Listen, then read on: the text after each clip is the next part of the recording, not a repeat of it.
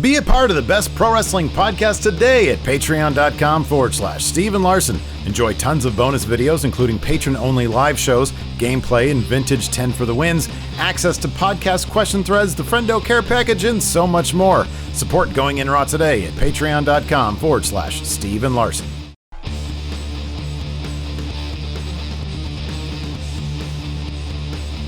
Hey, Friendo, Steve here. And Larson. On today's Going In Raw news brief, is WWE finally putting indie wrestling on the network? What was Erick Rowan supposed to have in his cage? But first, has SummerSlam found a home? Larson, what's in the news? So there's been a lot of rumors and reports and speculation over the past few weeks about where SummerSlam might take place. Would it be on a boat? I was kind of hoping for that. Yeah. On the beach, on the boardwalk, or at the Performance Center. Based on early reports, it seemed like Boardwalk was the leading contender because it seemed like Atlantic City might serve as the host of the biggest party of the summer. But late yesterday, WrestleVotes tweeted, quote, "Good news, bad news. SummerSlam will not take place in the PC. However, no fans will be in attendance. Source still unsure on exact location, as the Northeast possibility is now said to be iffy at best. Of course, Atlantic City in the Northeast." And then I believe last night, early yesterday, both eWrestling News and John Alba reported that SummerSlam would happen in Orlando, but not the Performance Center. Instead, it's going to emanate from the Amway Center. That's the arena downtown Orlando, home of the Orlando Magic. eWrestling News has some additional details. Steve, what are those? So they say WWE's production trucks are scheduled to arrive on Friday to begin setting things up. All personnel at the arena will be going through COVID-19 testing before unloading the equipment. The load-in is scheduled to begin on Friday and will run until Tuesday or Wednesday.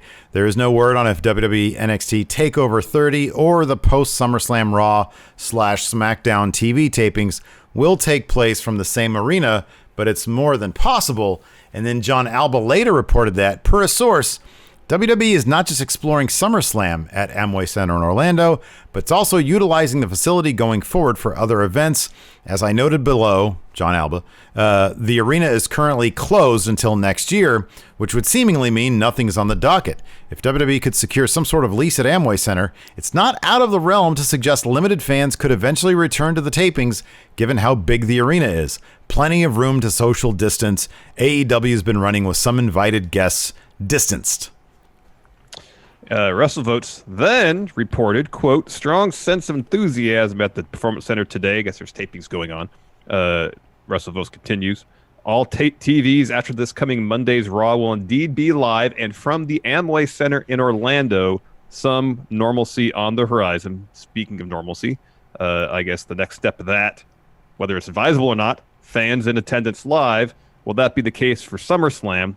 Doesn't seem likely, said PW Insiders, reporting that, quote, "There are no plans to sell tickets to fans for SummerSlam, but they do add this." I know you'll like this, Steve. Quote, "WWE is, for the first time, toying with using virtual fans as a possibility for future broadcasts, including SummerSlam." Now, the NBA has been doing this for their games within the bubble. Yes? Yeah, they've been doing this. They've got, like, the bubble, the walls of the bubble are, like, all LED, and so they have, like, giant, it's not like they're trying to simulate fans, it's just like a wall of Zoom calls. And then, like, but you know, and if they still have like assistant coaches and play, like the player benches are all social distance as well. So I would imagine there might be the possibility of you could put some Performance Center people, perhaps, for example, or maybe limited fans if we get to the point where they can allow that, in like sort of the closer areas, but still distance, kind of the way AEW has their wrestlers, and like some of their fans are out in the stands. And then just do like, I mean, you look at the NBA, does it look kind of goofy? Yeah, but it's something. It's not just dead black space. Now here's the thing that Fox has been doing for their baseball games. At least I saw it advertised once on the weekends. They were CG using computer-generated fans to fill in the stadium. Yeah. They've been doing that, and also they've essentially been using cardboard cutouts to fill out the space behind home plate. It's, they had a Bernie from Weekend at Bernie's. Yeah. I think Kansas City did mixed amongst the cutouts. So there's an opportunity to have some fun little Easter eggs potentially for wrestling fans if they went that route. It could be a lot of fun. I was talking earlier today on our NXT review about the idea of piping in. I don't know. I have no idea what the sound would be like. Piping in like crowd, like if you're there, obviously, if you're there live, like we scream a lot, it's like somebody comes out that we like, yeah, do that. I don't know. People be reserved. If the people be like super reserved, if they're at home, yay, Yeah. Oh, whoa, look at that. Like, I don't know. I don't know. It'd be an interesting experience or experiment if they wanted to bring in on the audio realm. On the other hand, like if you have the visual of like some sort of fans there, and then you pipe in some generic audio, which they've been doing. The presentation from home might be somewhat similar. Might be just better than what we've had before. Plus some actual performance center people, facing the hard cam. I'm curious to know how they're going to doll it up. Hopefully they'll make it really dynamic and interesting.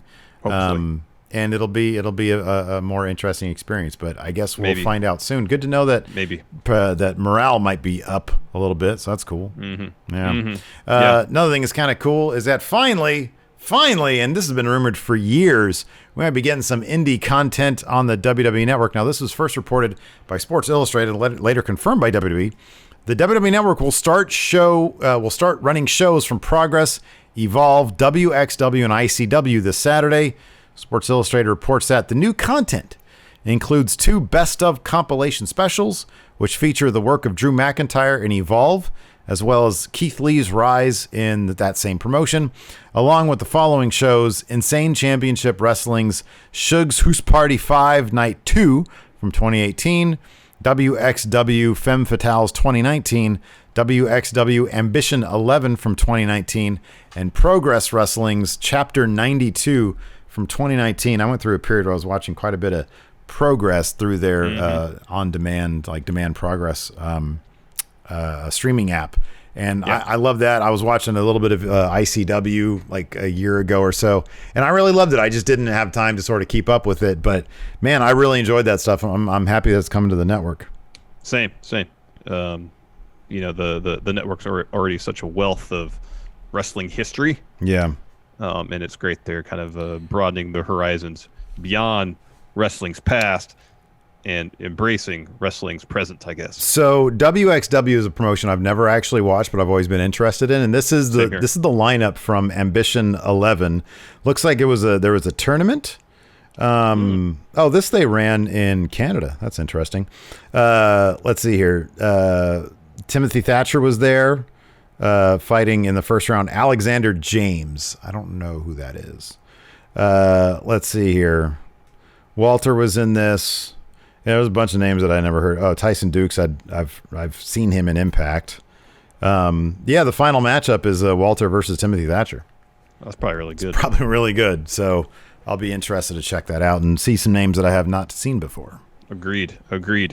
Speaking of someone that we have seen before, but not for a while, because unfortunately he was released from WWE back in April.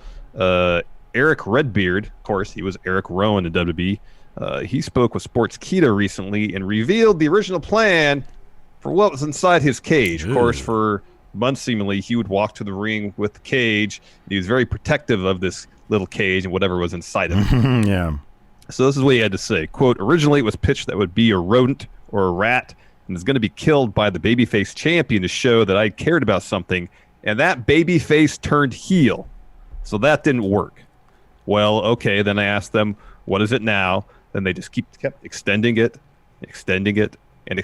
So who was this babyface champion that turned heel?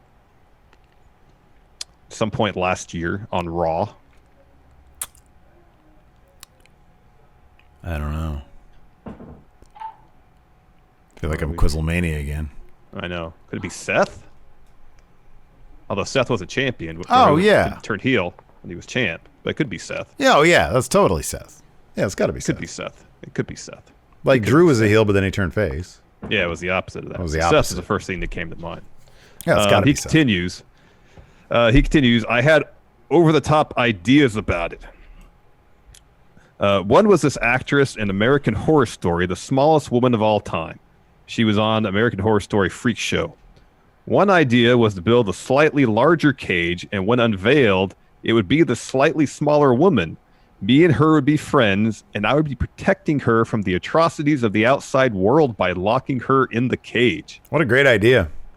Like, if this was executed, so here's the thing, WWE would never execute something like that properly. No. It would be treated as like, you know, he'd open up the cage, or it'd be unveiled, it'd be like a small woman in there, and then Lawler would start making jokes about something inappropriate.